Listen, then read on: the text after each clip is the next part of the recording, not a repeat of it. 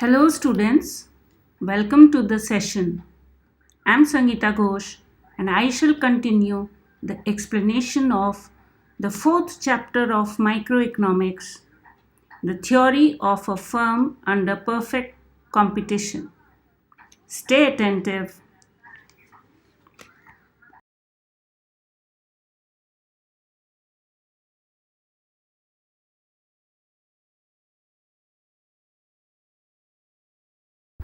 Students, carefully read the disclaimer. This video has been prepared to benefit the students of ASC PUC Commerce. Kindly read.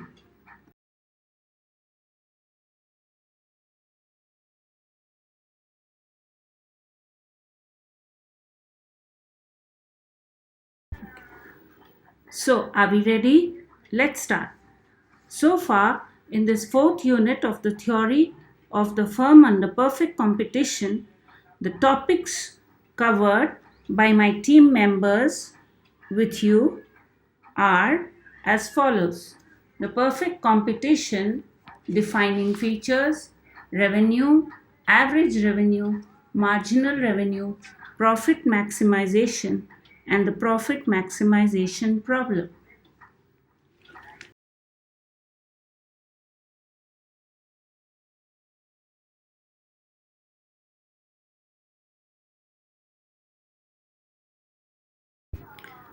In this session, we will learn about another important factor of economics, that is supply. Supply is the function after production which results in output. The two faces of the coin of economy are demand and supply. So we shall learn about in detail regarding supply in this session.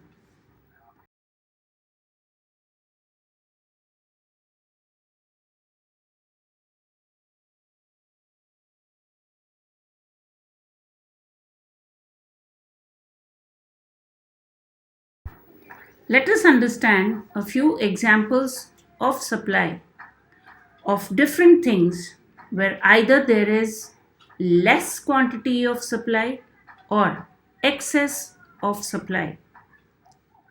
A huge number of unskilled workers come to Mumbai and are willing to take up jobs at low wages. This is excess supply. Present day situation: all laborers are going back home. The impact would be less labor availability for industrial production. Weather conditions are favorable and farmers have grown a bumper crop of wheat and there is a huge supply of wheat. Similarly, after wheat is grown by the farmer during the harvest, if it rains heavily and spoils the crop, there will be less supply of wheat. You and your friend want to book tickets of railway journey to Delhi or Chennai after 10 days. So you check on the availability for the trains. There might be waiting list for Delhi, and for Chennai a large number of berths may be available for booking. Your mother sends you to market to fetch some apples.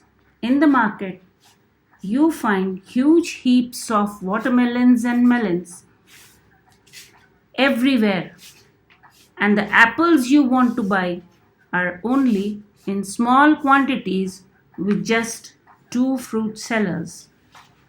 All these are examples of supply of different things. In fact, all the things that you see on the shelves of the shops for sale is supply. What you do not find is not in supply.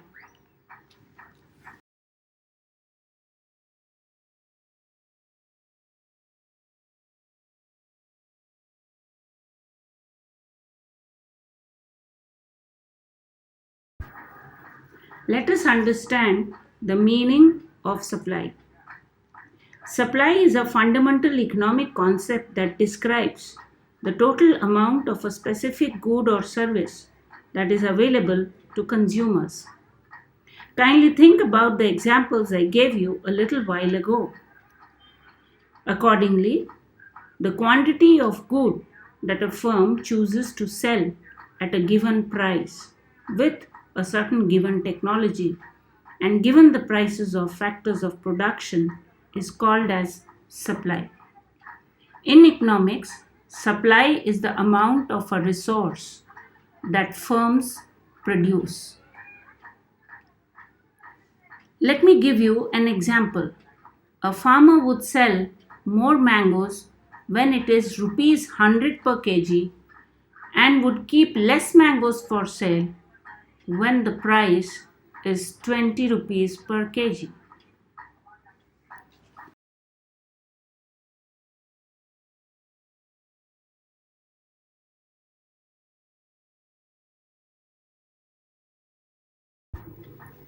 The law of supply establishes a positive relationship between quantity supplied and the price.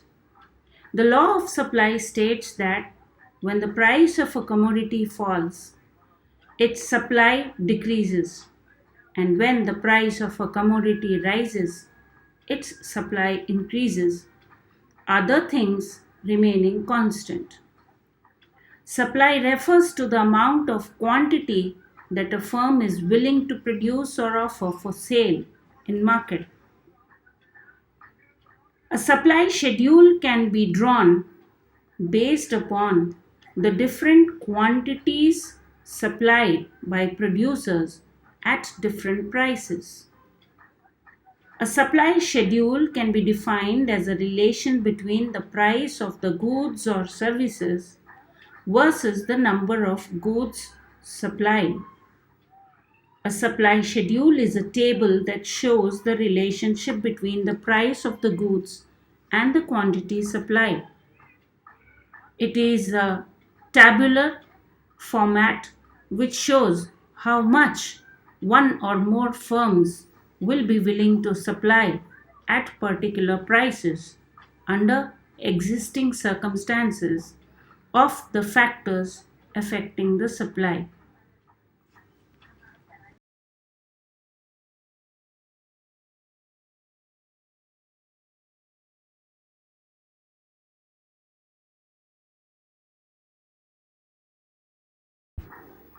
Here are a few examples of supply schedules. Let us imagine there are some four firms: a firm making electric blankets, a farmer selling mangoes, a vendor selling lemonade, and a shopkeeper selling tea. Let us understand the first example. If a firm is making electric blankets and if the price of the blankets are 2,800, 3,500, 4,200, 4,900, and 6,400 respectively, the corresponding quantity supplied by the firm based on the prices are 3,000, 4,000, 5,000, 6,000, and 7,000. What you observe here is as the price increases from 2,800 to 3,500, the firm making the electric blankets increases its quantity supplied from 3,000 to 4,000. Likewise, in the second example, a farmer growing mangoes would grow more mangoes when the price is higher. Look at the supply schedule. If the prices are 20, 40, 60, 80, and 150, the respective quantity supplied would be 1000, 2000, 5000, 10,000 or 25,000 kgs.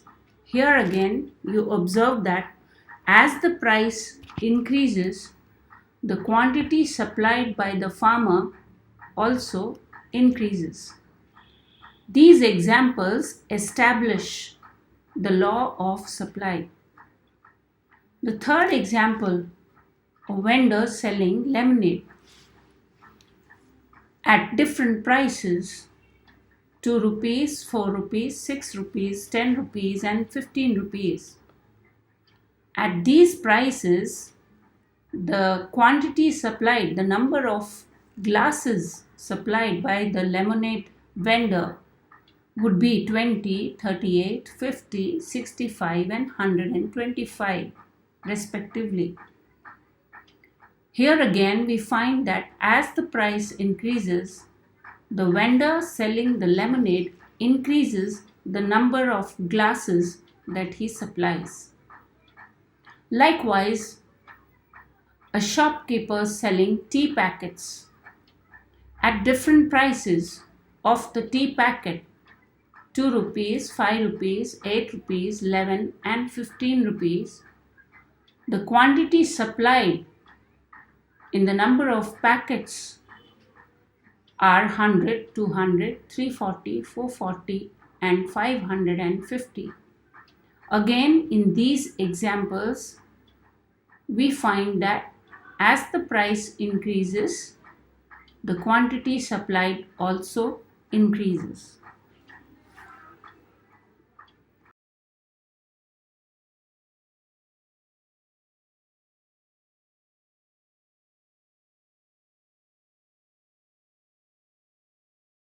The market supply curve shows the output levels which are plotted on the x-axis that the firms produce in aggregate or totally, corresponding to the different values of the market price which are plotted on the y-axis. Suppose there are n number of firms, firm 1, 2, 3. Let us assume that there are 10 firms manufacturing cars like Maruti, Honda, Mahindra, etc. Now suppose the market price is P. Then the output produced by all these individual firms, summing them up together, is called as market supply.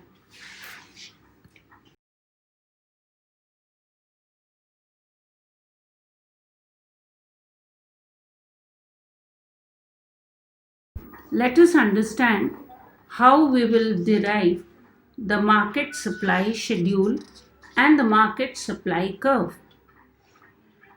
Suppose there are two firms producing tea, firm A and firm B. Firm A produces different outputs of tea at different prices. Likewise, firm B also produces different outputs of tea at different prices.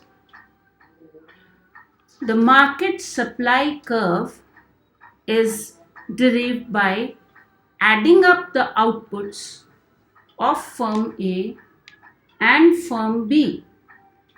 For example, at 2 rupees price, firm A produces 100 units and firm B produces 80 units. The market supply would be 100 plus 80, 180 units. Likewise, adding up the outputs of firm A as well as firm B together for all the different prices, we would get the market supply.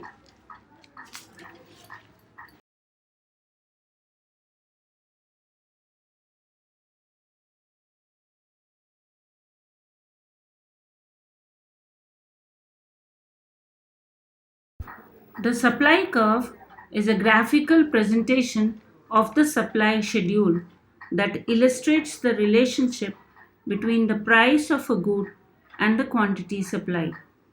When the information of the supply schedule is represented on the graph with the levels of output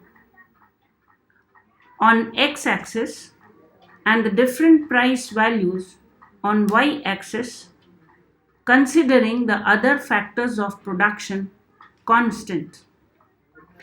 The supply curve is an upward moving curve. There is a positive correlation between the quantity supplied and the price. Look at the supply curve drawn from the supply schedule.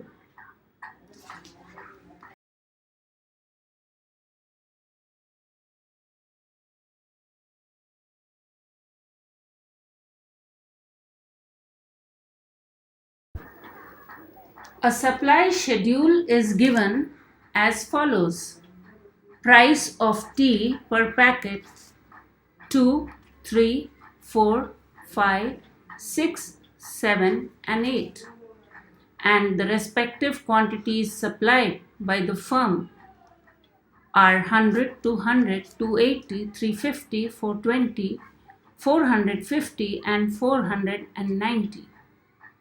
When this supply schedule is presented as a graph with the price on the y-axis and the quantity supplied on the x-axis, we get a curve.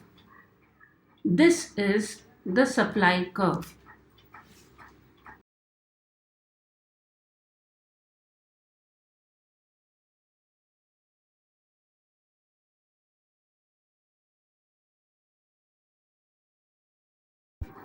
Let us understand the various factors that affect supply.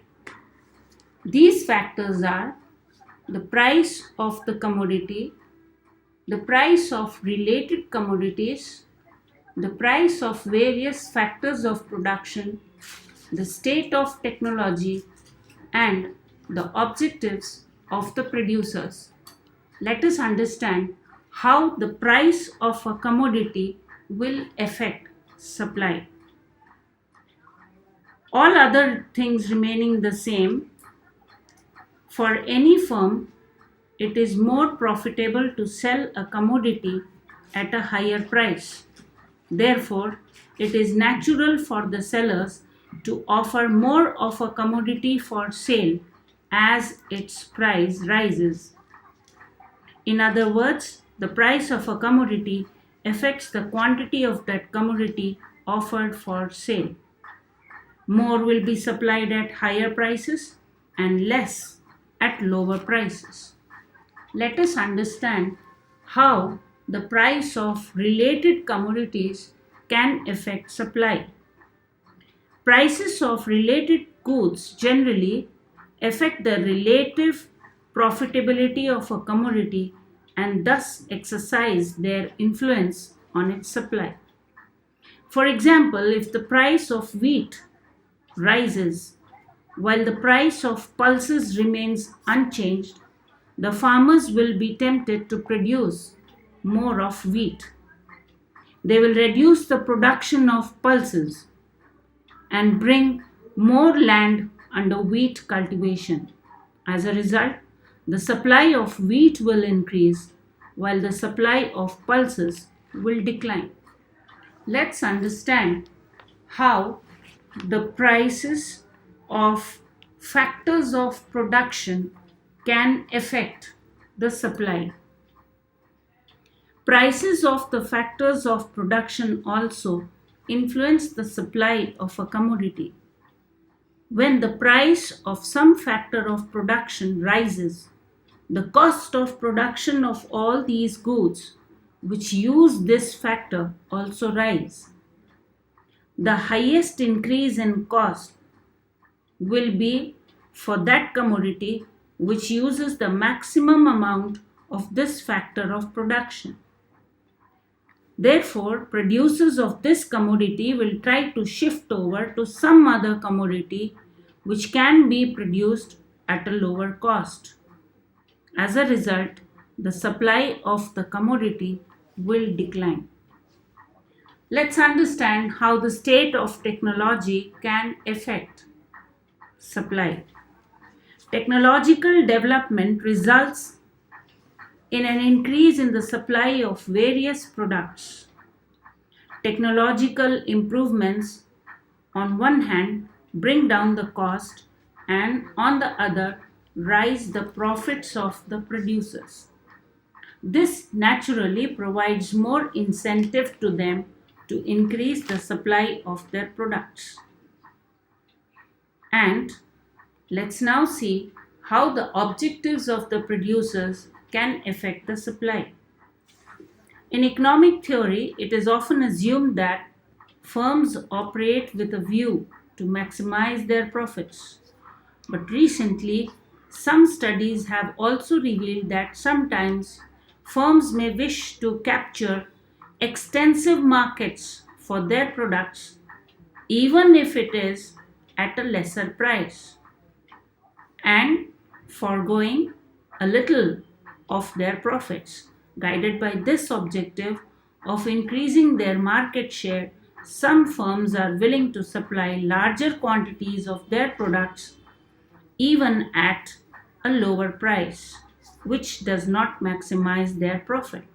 So, it depends upon the producer's objective as to how much he will supply.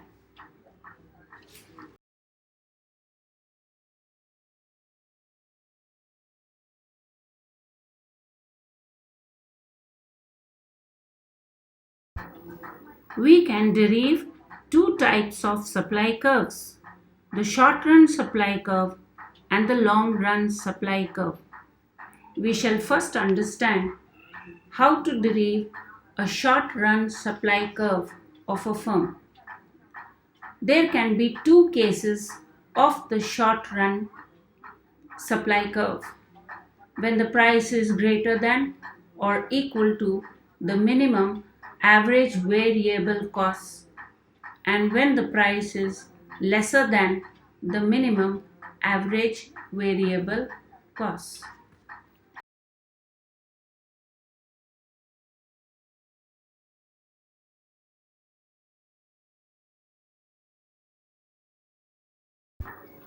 Short run supply curve.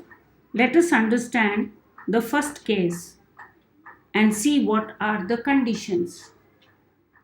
The price should be greater than or equal to the minimum average variable costs.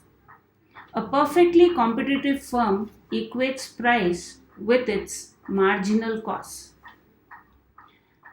At any price, the SMC should be rising, which results in Q1 quantity.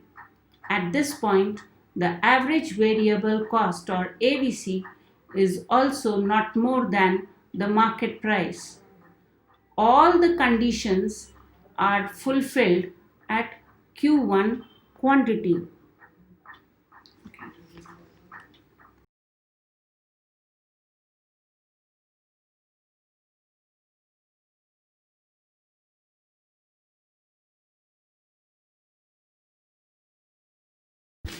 Let us understand the short run supply curve as a graphical representation. At P1 price, we observe that the price is more than the minimum AVC. Look at the AVC curve and find its lowest point and compare it to the level of P1. You will find that it is higher than the minimum AVC. Suppose the market price is P1, which is more than AVC.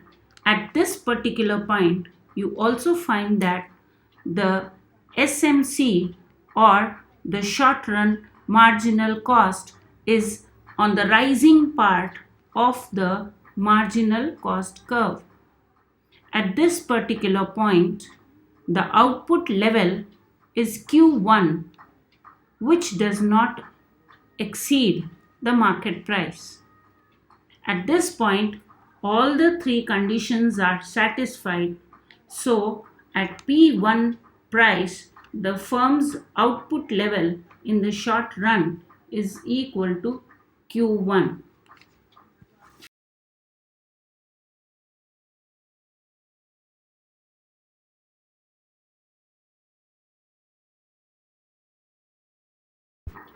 Let us understand the short run supply curve, case 2. If the price is lesser than the minimum average variable cost.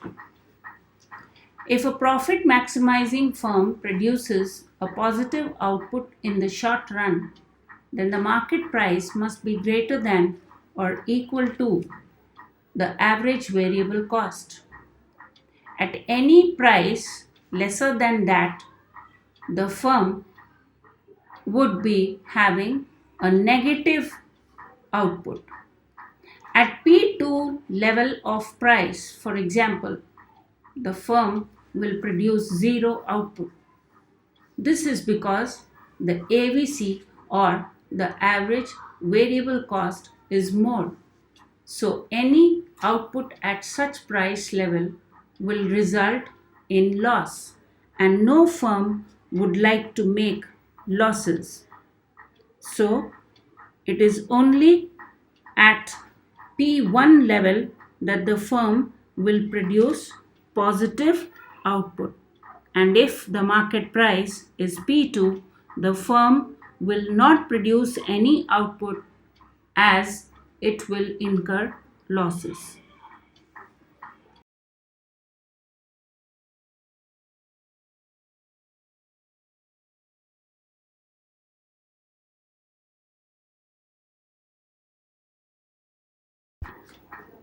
Look at the short run supply curve.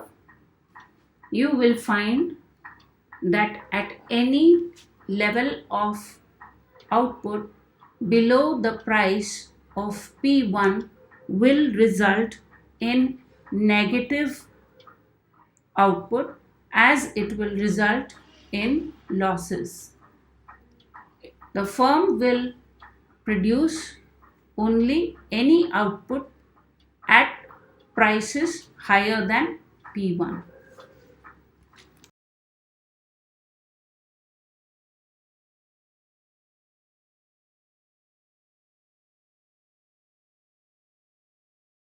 Let us understand the long run supply curve of the firm.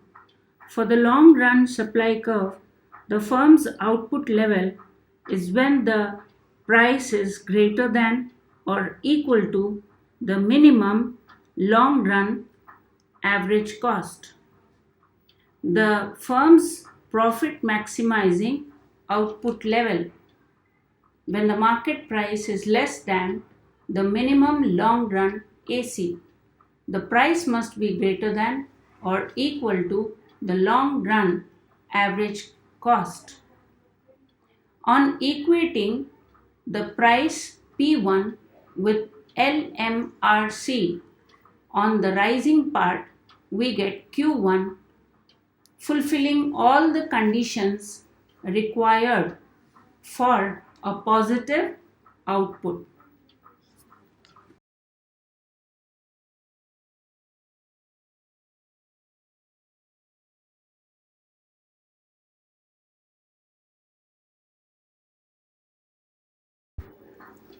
Have a look at the long run supply curves given in the two figures. Look at the two graphs and observe the two curves.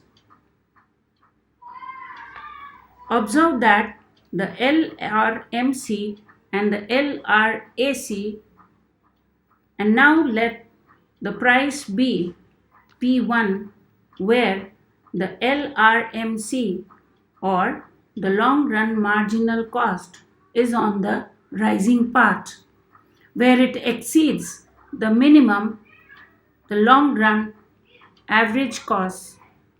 Let the price be P1. At price P1 we obtain Q1 quantity of output. Look at the second figure. If the price is at any level below the LRAC, it is less, so the firm's output will be negative as the cost is more than the price, so the firm will not produce any output.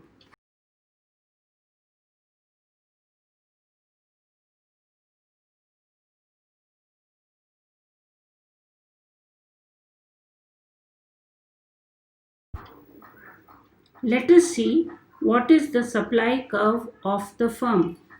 From what we have studied earlier, we will understand that a firm's long run supply curve is the rising part of the LRMC curve or the long run marginal cost curve, and above the minimum LRAC or the long run average cost curve.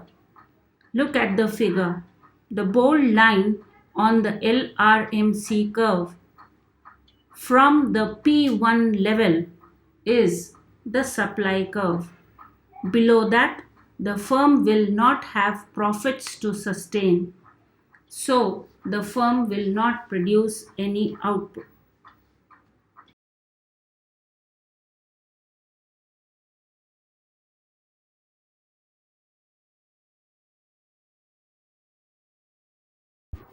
So we have so far understood the important economic factor supply, and in the next session we will learn more about it.